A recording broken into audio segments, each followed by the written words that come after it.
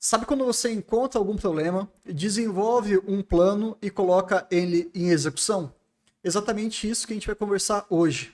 Não adianta nada se você tiver uma demanda e não se planejar. Também não adianta nada se você tiver uma demanda, se planejar e não colocar em execução. É nesses momentos em que a gente está encarando atualmente na Bolsa de Valores é que você tem que colocar tudo aquilo em prática. Senão, não adianta nada. E é justamente sobre isso que a gente vai conversar, trazendo alguns adicionais, como por exemplo, quase 30% do que eu investi ao longo de 2022 inteiro, eu coloquei agora na Bolsa de Valores em março de 2023. Me acompanhe até o final que você vai entender tudo.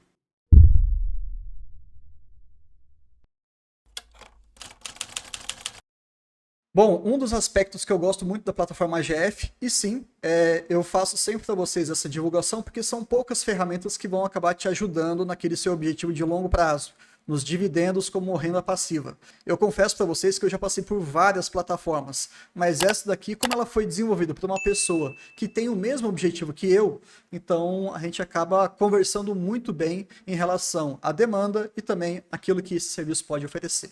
Em 2021, nós temos aqui um total de aportes na casa de 60 mil reais. Foi quando o canal começou, no finalzinho do ano, se eu não me engano, em novembro de 2021.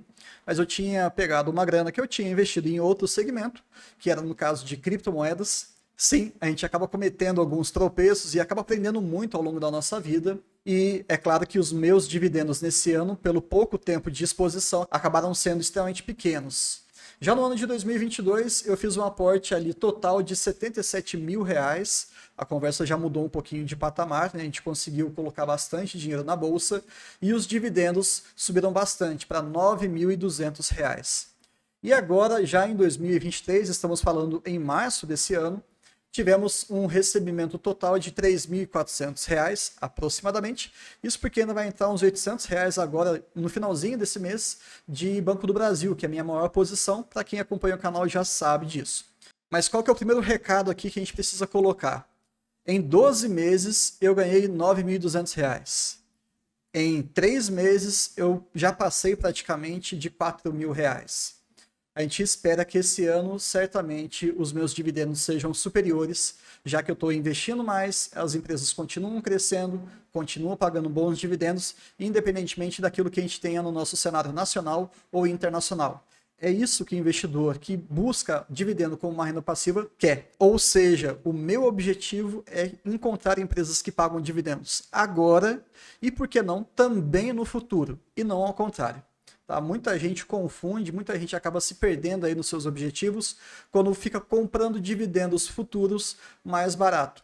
Não estou falando que está errado, tá? De verdade, cada um faz a sua trajetória, cada um faz o que quiser com o seu dinheiro. Mas eu gosto muito de comprar aquilo que já está acontecendo. E acho que aqui vale uma pequena reflexão. Quando a gente pensa em dividendos presentes e também futuros ao mesmo tempo, do que eu estou falando? Talvez uma Klabin, talvez um Banco do Brasil, talvez uma Taesa. E perceba, né, a história ela não se repete, mas ela rima muito. Então, essas empresas entregaram nos últimos anos, talvez até nas últimas décadas, bons dividendos e com uma leve tendência de alta. Maravilha, ótimo, é isso que eu quero. O que ela tem que fazer para continuar me pagando dividendos agora e no futuro? Absolutamente nada. Ela só tem que continuar fazendo aquilo que ela tem feito nos últimos anos. Acabou. Agora, olha como esse detalhe ele é muito importante. Vamos supor que você invista em uma empresa dita de crescimentos, tá? Que ela não está pagando dividendos no presente e também não pagava no passado. O que você está exigindo dessa empresa para o futuro? Que ela mude o seu jeito de ser. Então, a gente tem que mensurar bem qual que é a nossa capacidade de enxergar isso. Qual vai ser o prazo que a empresa precisa para que ela comece a me pagar dividendos? Até que ponto eu realmente estou comprando dividendos futuros? Vai vir alguém com aquele papo, né, que eu acho bem raso, que no futuro, né, no longuíssimo prazo, todas as empresas tendem a ser de dividendos. Sem problema nenhum. O que incomoda aí nesse argumento é o ponto do horizonte. Qual que é o intervalo que o cidadão tem que ficar esperando? Então, de novo, só para a gente fechar esse bloco, eu não estou criticando quem compra dividendo barato. Eu só acho que é mais interessante, talvez até do ponto de vista psicológico, tá? E também financeiro, que você foque naquilo que já está te pagando. Porque isso sim vai te trazer aquele efeito bola de neve que vai te ajudar ao longo dessa trajetória. tá certo? Se você concorda ou não, por favor, deixa aqui nos comentários. Eu quero discutir um pouquinho mais sobre esse assunto, porque a gente vê muito investidor iniciante, e quando eu falo iniciante, talvez seja menos de 5 anos, ou aquele investidor que não seja maduro, que na minha humilde percepção é aquela pessoa que ainda não vive de dividendos. E eu me incluo nos dois grupos. Mas eu acho que a gente precisa ter foco. Muita gente acaba copiando grandes investidores, como o Jean, a Luiz, o Fábio, o Felipe e o próprio Barsi, que estão, sim, comprando empresas que já estão pagando dividendos, mas também compram dividendos futuros. Não fique copiando os outros. Não é porque você faz a mesma coisa que ele faz que você vai chegar onde ele está. Isso é muito diferente, tá bom? Cada um tem a sua história, cada um tem as suas premissas. Indo adiante aqui, eu transformei aquele gráfico em tabela, 60 mil, 77 mil, não sabemos qual que vai ser o aporte total do ano de 2023, vamos acompanhando aqui aos poucos, mas o que eu fiz? Peguei todo o meu aporte de março, que foi de R$22.000, e essa é uma outra visão que a plataforma AGF traz para você, tanto consolidado anual, também os últimos 12 meses, isoladamente, isso é muito bacana. Os meus aportes chegaram a R$22.000. Até então, eu não tinha investido tanto assim. Então, teve um motivo para isso e é justamente o que eu vou falar nos próximos slides. A minha média dos últimos 12 meses está na casa de R$ 8.300. Sim, eu tenho consciência que essa não é uma métrica que possa ser aplicada para grande parte dos investidores no Brasil. Mas eu conheço pessoas que investem 40, 50, 70, 80 mil reais também. E conheço outros que começaram com 30, 40, 100 reais por mês. Cada um tem a sua maratona, cada um tem a sua velocidade, não tem problema nenhum. O que eu quero trazer para vocês aqui? Termos proporcionais. Isso sim a gente pode comparar. O meu aporte em março corresponde a 28,6%, quase 30% que eu investi no ano de 2022 inteiro. E por que eu fiz isso? Qual que é a minha segurança em investir tanto assim?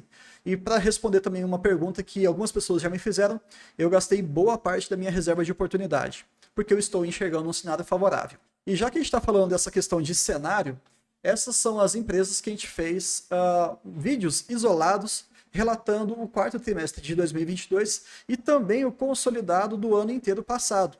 É muito interessante você acompanhar as suas empresas e talvez sempre vai estudando algumas outras potenciais candidatas ali para a sua carteira. Hoje, como carro-chefe, eu tenho na minha carteira o Banco do Brasil. Quem acompanha o canal já sabe disso. E eu vou deixar aqui o convite para vocês se inscreverem no nosso canal e também participar da nossa comunidade do WhatsApp. O link está na descrição do vídeo. Outra que eu gosto bastante é a Taesa e a Klabin. Essas três empresas vocês vão encontrar, além dos balanços trimestrais, alguns vídeos mais técnicos, explicando alguns detalhes fundamentais dessas empresas. Afinal, eu estudo elas com mais carinho. Klabin, falando do seu Klabin Day, no finalzinho do ano de 2022, eu estive lá presencialmente. Banco do Brasil tem vários e vários vídeos mostrando por que eu chego em alguns valores próximos a R$5 como previsão para esse ano, como é que essa empresa se comporta em relação às oscilações políticas e econômicas que nós vimos nos últimos anos, e também como que a gente calcula o preço-teto dela. É bem legal, eu acho que é interessante, vou até colocar aqui como sugestão para vocês. E também tem um vídeo técnico de Taesa mostrando que o descolamento entre IGPM e IPCA favorecem muito essa empresa. Se você não entendeu muito bem e tem interesse, eu também vou deixar aqui como sugestão para que vocês assistam. Itaú, Caixa Seguridade, AS Brasil, Itaúsa, IRB e outras tantas empresas a gente também aborda aqui no canal. Eu não coloquei a Vibra, que é uma empresa que eu vou fazer balanço ainda para vocês, e está na minha carteira, mas deve sair muito em breve. E também nós temos o IRB. Essas duas aqui eu devo sair, devo tirar o meu investimento, ou simplesmente esquecer ali no canto. Atualmente, IRB corresponde a 1% da minha carteira, então eu nem sofro muito com isso. Vibra já tem uma posição um pouquinho mais relevante, mas ainda pequena, não devo aportar mais. Mas elas servem como um grande aprendizado. Você, quando não avalia bem uma empresa, você acaba expondo a risco desnecessário.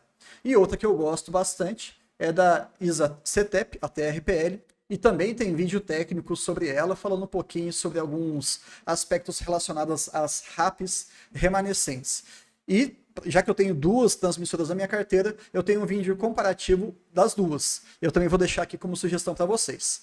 Esse é o primeiro motivo de eu ter feito uma grande exposição no mercado de ações em março, já que depois de passar por todas elas, eu percebi que realmente o momento está muito bom. Boas empresas, elas terão um desempenho adequado nos momentos de crise e um desempenho excepcional nos momentos de bonança. É isso que a gente quer, é isso que a gente busca, pelo menos na minha carteira. O segundo motivo, ele é já muito mais pessoal, mas eu quero dividir isso com vocês também. Como muita gente aqui sabe, a minha profissão, a minha formação original é médico. Eu formei pela medicina na UFMG e eu trabalho com isso, basicamente ali com um pouquinho de nutrologia, já trabalhei um pouquinho também com medicina do trabalho e atualmente eu gasto boa parte do meu tempo com telemedicina, atendendo alguns planos de abrangência nacional. E nós tivemos aí um aumento do salário.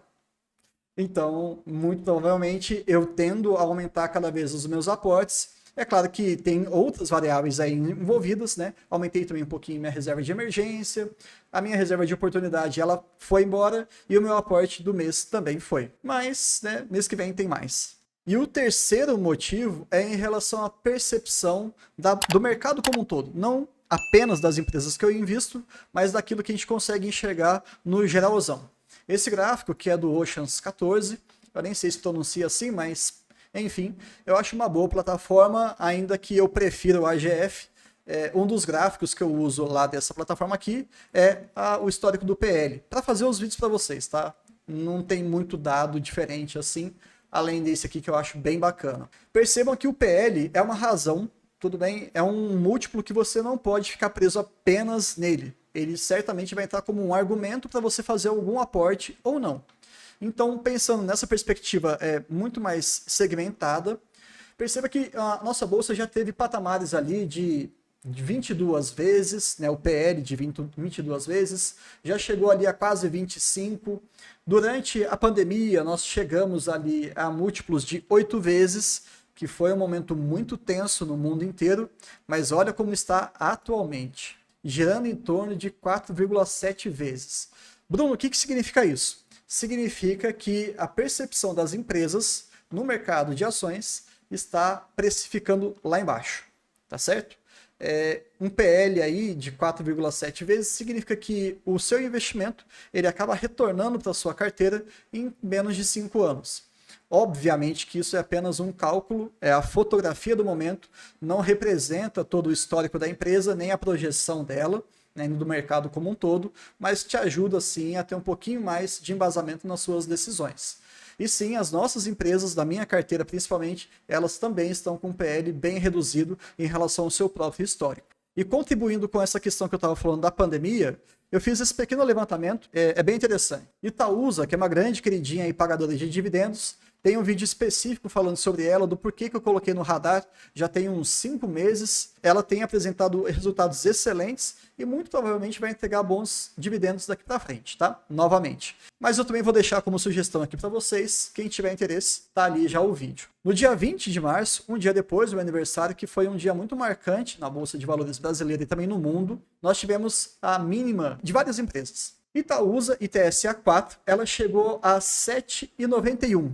E atualmente, no dia que eu estou gravando este vídeo, no dia 28 de março de 2023, a ação está a 7,92. Será que ela não mudou absolutamente nada nesses 3 anos? Será que não é uma oportunidade? Vale a pena estudar, mas isso daqui é um bom indicativo. Banco Bradesco. Claro, nós tivemos aí um grande tropeço em relação ao último balanço, que foi um resultado bem pífio, não tem como negar. Nós tivemos o efeito Americanas também, que muita gente está falando, mas tudo bem. O fato é que, na pandemia, estava cotado em R$ 12,76. Esse aqui é o BBDC 3, tá? E hoje está em R$ 11,50. Está mais barato do que o auge da pandemia na Bolsa de Valores. Vale a pena dar uma olhada, pelo menos para estudar também. Vivo, que para mim é a única empresa que vale a pena você gastar tempo e dinheiro em termos de diversificação, em termos de setor de telecomunicações aqui no Brasil. De novo, eu estou focado sempre no jeito Barça de investir. No dia 24 de abril de 2020, ela estava custando R$ 46. Atualmente, ela está em R$ 39. Será que ela não fez nenhum investimento ao longo desses 3 anos? Será que ela não cresceu a sua receita? Será que ela não melhorou os seus resultados? Pouco provável, né? Vamos continuar aqui. Sanepar, que é uma empresa que eu tenho muitas críticas, muitas mesmo, mas há quem diga aí que é uma boa empresa para você investir no setor de saneamento. Eu deixo isso aí para cada um de vocês. Na pandemia foi cotada em 4,15, lá no dia 3 de abril, bem próximo do momento mais complicado, né, que nós vivemos. E hoje está custando 3,53. Mesma pergunta, tá bom? Será que não é um bom momento para a gente poder revisar pelo menos as nossas teses? Revisar nossa percepção em relação a esses negócios? Há quem diga que vai sair aí, no primeiro semestre ainda de 2023, algum movimento em relação à sua regulamentação, em relação à correção dos valores que precisam ser corrigidos, e provavelmente isso vai trazer um bom movimento para a Sanepar. Não estou falando que vai acontecer, mas existem alguns analistas, alguns gestores de fundo que estão contando com esse evento para que Sanepar dê uma recuperada nos seus resultados. Eu, sinceramente, fiz o vídeo falando do quarto trimestre de 22 e também do ano inteiro passado. Não gostei dos resultados, mas, né, enfim, não tem receita de bolo aqui. Cada um tem a sua percepção, tem os seus medos, tem as suas seguranças e toma aí os seus investimentos e os seus riscos. E a Porto Seguro, que durante ali também, de novo, a pandemia, estava cotada em R$21, foi uma pancada muito forte, já que ela estava acima de R$33 um pouquinho antes, e hoje está em R$23,97. Tudo bem, está um pouquinho acima, mas também está muito barato. Não significa que tudo aquilo que é barato a gente deva comprar, mas quando você tem uma excelente empresa num preço ridiculamente interessante, não sei qual é o outro nome que as pessoas dão que não seja oportunidade, mas uma oportunidade real. Sem grandes tacadas da bolsa, sem multiplicação exponencial do seu patrimônio em curto prazo, nada disso. Eu só estou falando de um movimento conservador com uma boa margem de segurança. E já que a gente está falando de margem de segurança, temos aqui mais um benefício da plataforma da GF, que eles colocam qual que é a projeção de dividendos para este ano. Por exemplo, o Banco do Brasil está ali com 4,97. Hoje, cotado a 37,81, nós temos um dividend yield de 13,14. 13,14 é muita coisa. Tem muito produto de renda fixa que está se propondo a pagar alguma coisa próxima a isso. E aqui nós estamos falando de uma empresa com mais de 200 anos. Não é à toa que é a minha maior posição na carteira. Bom, a margem de segurança hoje, fazendo os cálculos, está acima de 100%.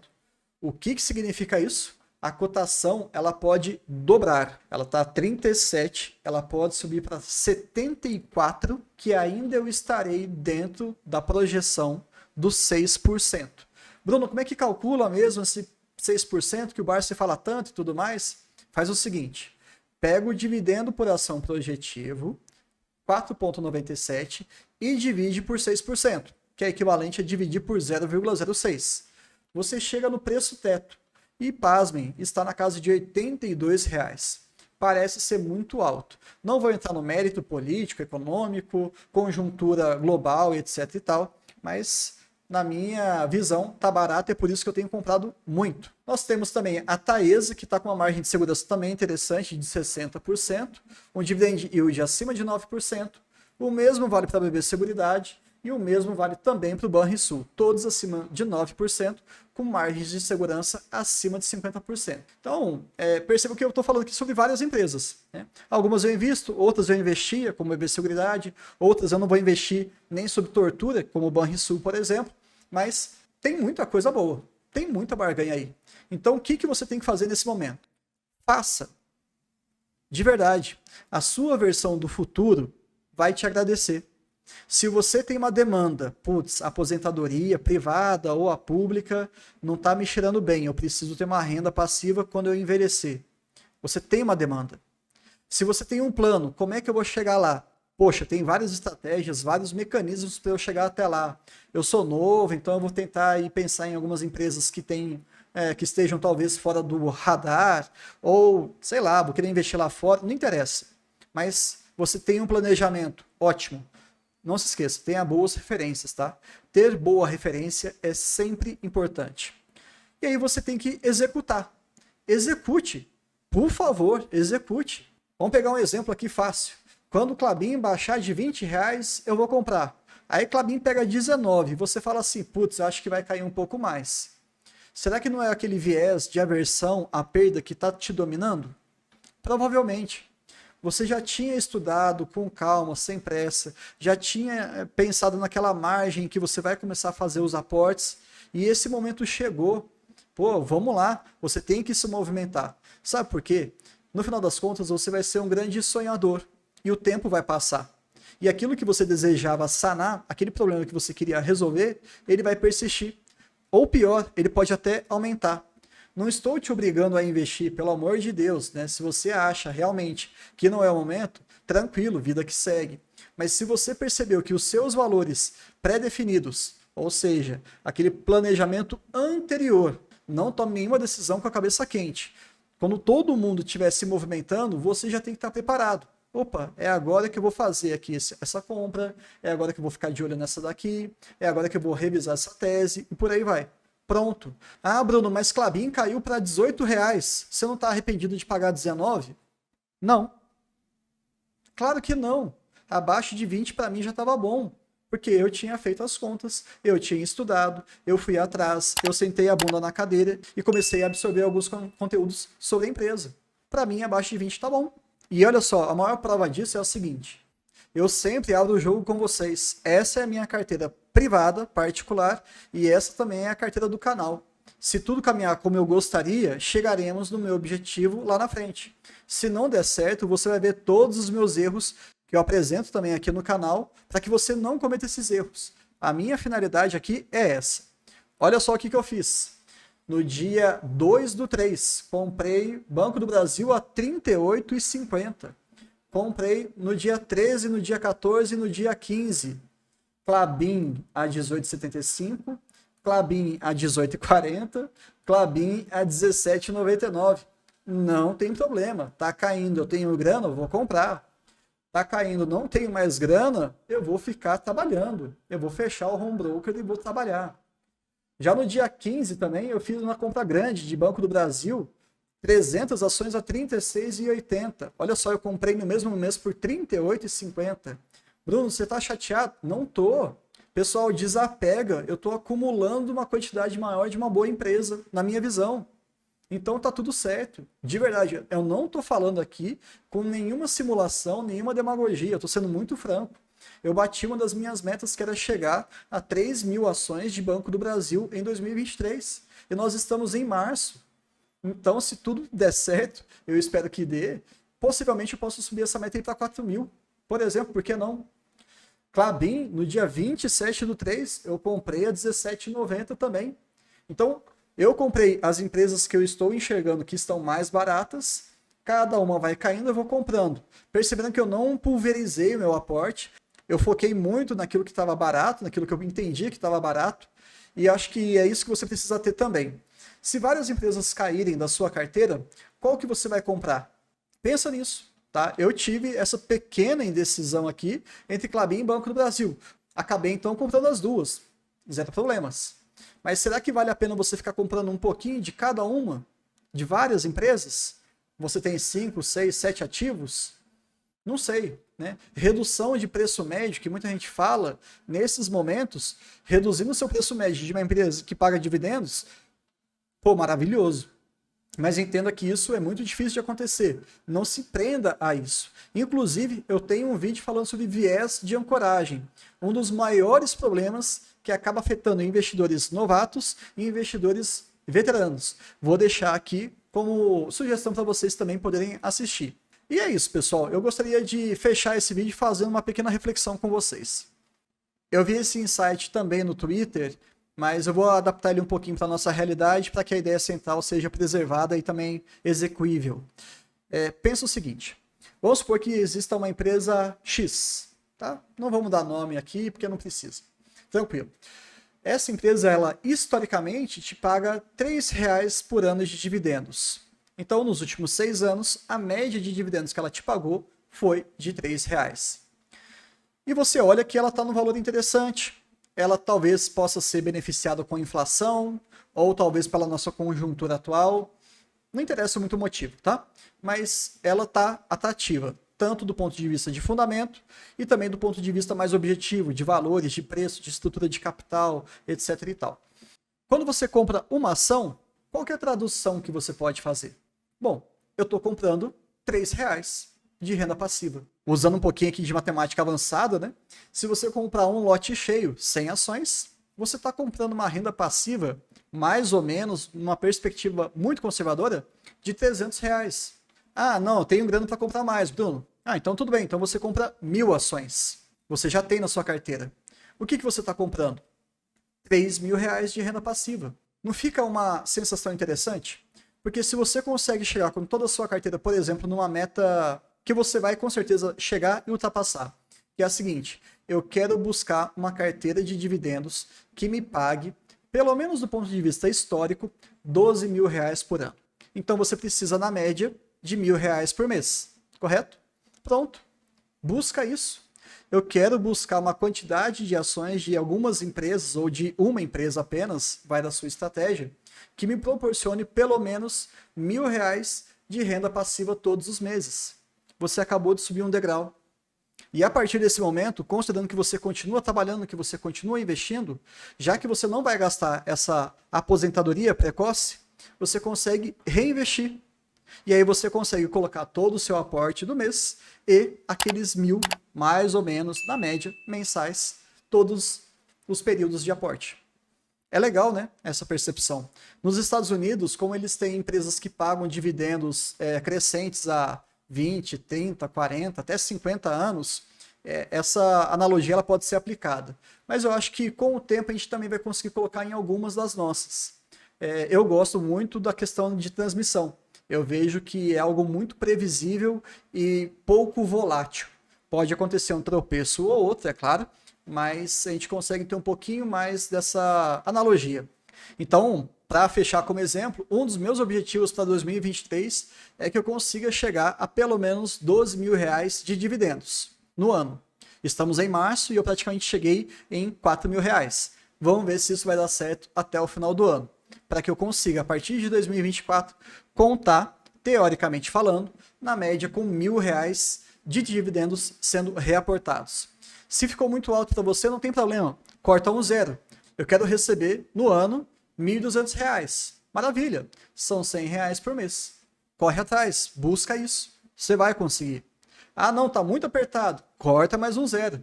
Eu quero receber R$ 120 no ano, ou seja, R$ 10 por mês de dividendos. Qual o problema de pensar pequeno? Todo mundo passa por isso. Vá em frente, estude, observe, planeje e execute.